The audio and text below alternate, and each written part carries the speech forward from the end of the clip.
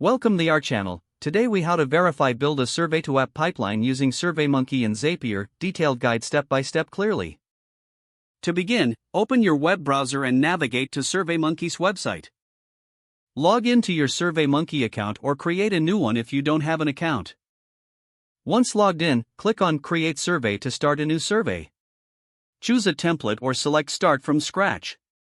Add your survey questions using the various question types provided. After completing your survey, click on Collect Responses to configure how you will gather your data. Select your preferred method for sharing the survey, such as a link or email. Once you've set up the collection, copy the link to your survey. Now, open a new tab and go to Zapier's website. Log into your Zapier account or create a new account if necessary. Click on Make a Zap to start creating your integration. In the Trigger App search bar, type SurveyMonkey and select it. Choose the trigger event, like New Response or New Collector Response, and click Continue. Zapier will prompt you to connect to your SurveyMonkey account. Follow the instructions to authenticate your SurveyMonkey account. Once connected, select the survey you created earlier.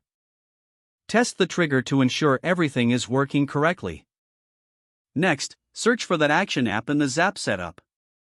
Choose the app where you want to send your survey data, such as Google Sheets or MailChimp. Select the specific action you want to perform in that app. Connect to your chosen application by following the authentication steps.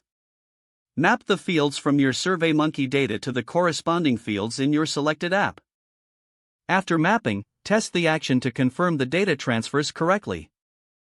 Once the test is successful, save your Zap. You can give your Zap a name for easy identification.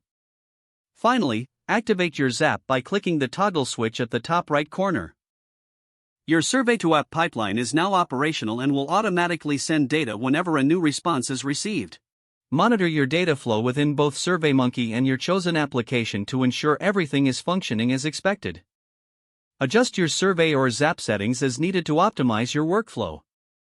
If the page does not load, refresh the browser or try again in a private or incognito window. Don't forget to like this video and subscribe to our channel for more step-by-step tech guides.